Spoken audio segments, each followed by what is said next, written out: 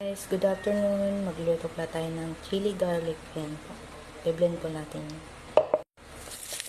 Then, lalagay ko po yung bawang.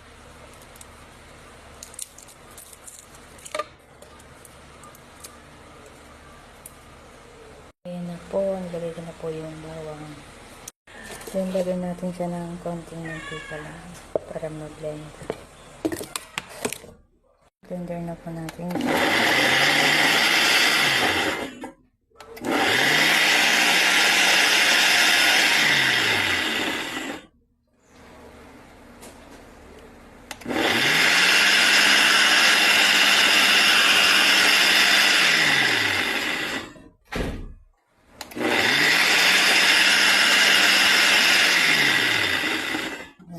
Nilagay ko na po siya din sa kawaling maliit po.